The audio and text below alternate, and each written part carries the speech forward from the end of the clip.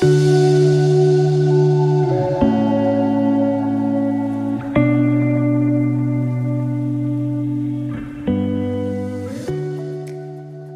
guys, and welcome to another episode of Currently Karen. Karibu sana. If you are new here, you're watching Currently Karen live right now. This is where we give updates about what is happening with life right now in any area, in everything that we are literally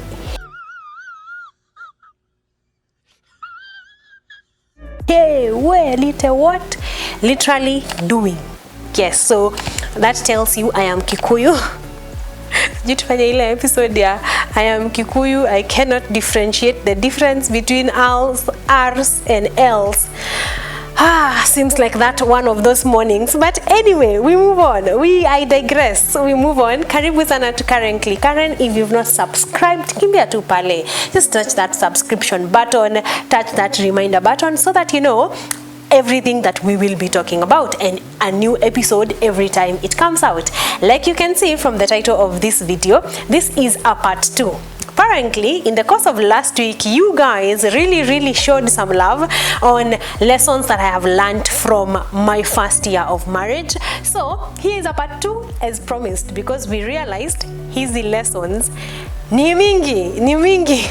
So let's pick up from where we stopped. Another thing that I have learned about marriage is that like any other good thing, marriage is work. Yeah, I don't know, I'm a very, if you know me in person, I'm a very lovey-dovey type of human being. So for some reason, hey, I don't know whether someone needs to wash me to remove the ideas that honestly I had, because turns out marriage is work. Like any other good thing, you have to intentionally put in work. That means intentionally look to communicate, intentionally look for things to do, intentionally forgive. Like it's a daily endeavor. Every day you wake up and you decide, I am going to make my marriage a good thing. So yeah, so it's work and it's daily work. This is not where you appear at quarterly meetings at 4 times in a year and you're good. This is daily. As long as you're waking up next to that amazing human being that you love, you have to put in some work. So yeah, I'm not even going to number these ones because honestly, last time we almost got lost in the numbering. Number them. Oh, great, Karen. So anyway, another one is that you have to make it intentionally fun. And by fun, I mean, let me actually read out the way I wrote this one. Find things to enjoy together that is not watching TV. Yeah, the things you do together for fun have to be a bit more than television, have to be a bit more than Netflix, a bit more than HBO, a bit more than, what is the other app that we watch on? It has to be a bit more than that. It has to be a bit more. And that, I think, that one I had learned even before we got married. For example, can I just brag? If you see my husband somewhere, ask him who taught him how to swim. Okay. Your girl, this human being. But yeah, I actually taught him how to swim, and we have been enjoying that a lot together. Like somewhere that is away from phone screens and TV screens and just having a good time together. Another thing that I have learned from him, he's a big fan of nature. So long drives, my husband can drive from here to Timbuktu. Honestly, I have had to fight to learn how to drive, and I can say that I am winning that battle. So far, so good. But yeah, so he loves long drives, so we could drive from here to Nyahururu, and then he loves the Ushago setting, you know, miti mingi, greenery. So yeah, we've been trying to do a bit of that, and I have honestly enjoyed it. It gives you such a fresh breath of, you know, fresh air, and just you come back home feeling rejuvenated. So yeah, that I have learned, to find other things to do than watching TV. Yes, then another one. This one, I kind of want to hear your feelings. I kind of want to hear your feelings about it. But yeah, another thing I have learned from my first year of marriage is that you are more than just married. Yes, I know this is the episode I go on and on about being married, and it's because I love it. You cannot blame me. This is the time. I am married you to death, but only for this episode. But I have learned truly, especially if you're in a happy, loving marriage, you are so likely to get swallowed up to being a married working woman, married friend, married, like everything about you is married, you know. But I realized if you're not careful about that, you can get lost. Your identity can get mashed with your husband, and for some reason now you cannot survive a night without him. At least I'm saying that because I am married too. I am not giving a husband's experience but a wife's experience. But yeah, I am learning, and I am learning currently, struggling to learn through it, that I am more than a married woman. I am a career woman. I am not a married career woman. Are you getting the difference? Like, I have friends. This of course means the dynamics change from your lifestyle when you are single to when you are married, but not to get lost that now you have no other friends. Your husband is your best friend, is your everything. You need two more, three people, of course, that are in line with your marriage, but you need friends out there. You need hobbies. You need things that you can actually do without your partner, and to do them without guilt. Of course, this is not meaning that you are a single married person. No, you are a married person, but there are very many fun things that you can do as a married person alone, individually, separately, to be able to actually draw the line. This is, yes, I am Karen, a wife, but I am so much more. I think that's what I'm trying to say. Yes, that not to say that you're not married anymore, but you're so much more than a married person, that you need a life. For lack of a better word, it's too early. That yeah, you need a life though. That you need a life. It will help you. It will help. You need people that you can talk to. You need people that you can speak to about your problems, because these things are the things that make people have bad experiences in marriage, and they don't even know anyone to talk to, because the only person you talk to is your husband. Yeah, you need to get out there and talk to some more people. Make use of your best couple, for example. Yes, go out for tea, go out for something, have a hobby, crochet, swim, like have something that you actually do that is outside of I am married. At least that's what I think, or a lesson that I have learned. Another one that I've learned is communicate, don't talk. Communicate.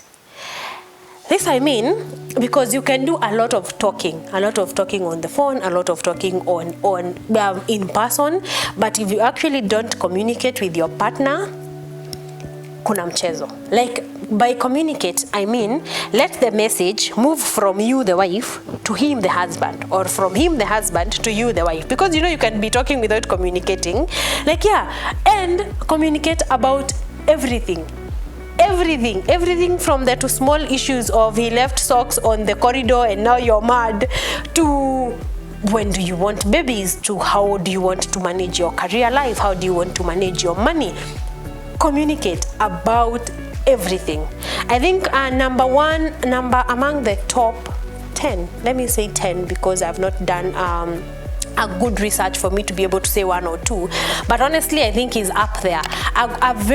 Among the top 10 reasons of divorce is communication. You did not communicate your expectations, hence your expectations were not met, and then now we are here at you want separation, he doesn't listen to me, she doesn't listen to me. So yeah, communicate. Honestly, talk about everything. If it pisses you off that he's eating, I don't know, to the tiniest details, communicate. So by then I don't like that feeling. Talk about it, because then when you communicate your expectations, they are able to be met, or your partner can tell you with ease, me babe, I'm not able to do that. So talk, communicate, over communicate. In fact, what akuwa meskianga hizo vitu mara 1000, that has really helped me, because I am huge on communication, very huge. You're not surviving with me if we are not talking. So yeah, and that has honestly been one of the pluses of marriage that I can say I have experienced. You remember the point where we said have a life? I have another thing that I have learned, at least now from wife to husband. Let him have his boys' time. Yeah, so that also he has a life. So that now you're not the only one who has a life here. Because now if you have a life and every day, every weekend you have plans with the girls, where is he going? So yeah, you remember when we said marriage is work? I feel like these points are tying into each other. Yes. So if you want some me time, also give him some me time, some his time. Yes, so let him, if your man loves football, let him go and watch some games. If your man plays games with boys, watch out, okay, let him go and feel, you know, free, like, let him fly. You know he will come back to you in the evening, right? And this we said especially for happy couples, because unhappy couples find ways to go away. But if you are happy, make time. Mwambie by the toka, enda. Like, go have some boys' time, go and have some nice time, uko nje, and then come back. It will be healthy for both of you. It gives you perspective of exactly what is happening around you guys, rather than just what is happening within. Or at least I think. Okay, another thing that I have learned is that marriage involves so many other people. Remember I said marriage? Do you remember in part 1 where we said this is not relationship, this is not dating, this is not courting, this is marriage? So, a thing I have learned in my first year of marriage is that marriage involves so many people. Your brothers-in-law, your sisters-in-law, your mom-in-law, your dad-in-law, your cousin-in-law, everything. They come with a whole shebang of people full of opinions and they have a say on everything. But here's the winner. Here's the lesson that I learned. Marriage involves a lot of people, but the only people that really do matter are you two. Yeah. And this is not even shared to in-laws, but yeah. People will have a lot of opinions, even from a good place. Oh, that's another thing I learned. In-laws don't actually always have to be coming from a bad place. Sometimes they come from a very good place. But really, in the context of marriage, the two people that matter, the two opinions that matter is you and your partner. And whatever you agree on goes. Imagine, by the way, Nihivo, thank you for your opinion. A good rule we have is that thank you. You're not going to be disrespectful about other people's opinions because, like I said, sometimes they come from a very good place. So, thank you for your contribution. Thank you for your opinion. I am going to discuss it with my husband.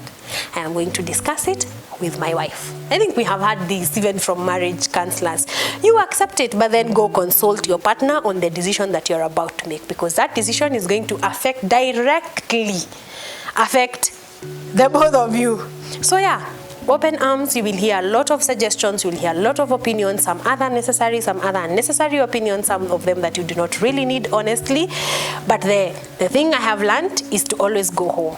Can I check in with my husband?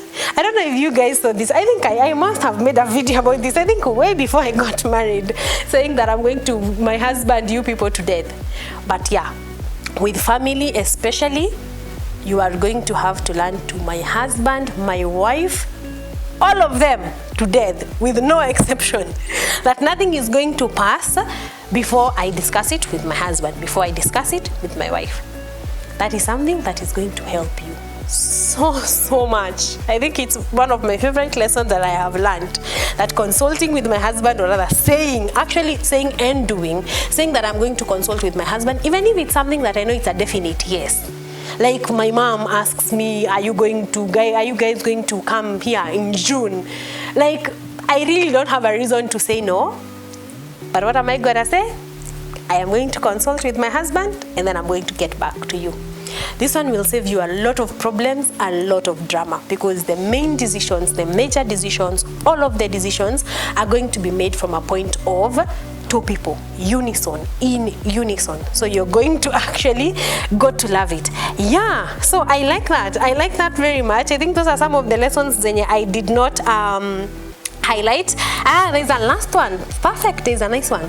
Marriage is an everyday decision. You will not always feel like getting married. This one is for especially those ones that are planning weddings. I know you can swear to me this moment that I shall never, me feel like not getting married. Do you know who you're talking to? Yeah. Sometimes you're gonna wake up and feel like, by the way, me I wish ningekuwa single. Me ana sijui ni nini nilikuwa naendea. Sijui nani alikuwa ameniambia. But yeah, the marriage decision remains a decision. Your feelings are not always going to follow. I pray that they follow more times than not, because then it is easy. But when they do not follow, make a decision. And of course, one last sweet one as we close, because this makes it seem like it's harder than it looks. It is, but when you put in the work, you get the result. But another thing that I have learned is that actually responsibilities become easier. Especially financial responsibility. To cut through the chase. Especially financial responsibilities. Because now you have a person you can lean on. You have your person. Me, I'm here today, say, babe, you know, I want lunch. Dinner lunch. Saizo mimi niko na pesa zangu. And he'll actually send some lunch. And so do I, by the way. So do I. Twitter bea kuja comment kwa comment section tuone kama ni ukweli. So do I. But yeah, especially financial responsibilities become easier. But only if you are in agreement about your expenditure and about money in general. It does really, honestly, make you feel nime breathe kidogo. Yeah, those are some of the lessons. I think the next ones we keep them for year 2. Honestly, we have had a lot of conversations about the lessons that I have learned. Let us recap on these ones on year 2. Thank you so much. Thank you so much for listening in. You guys are phenomenal. Thank you for your comments on the part 1. I cannot wait to see what you want to say in part 2. So I will see you guys the next time. But right about now, just to remind you, kimbia pale. Subscribe, like, and share with your friends, especially the ones that are planning their weddings, the ones that just want to know what this marriage thing feels like. I'm just trying to give you a snippet of exactly what it looks like. Thank you for catching on. Currently, Karen.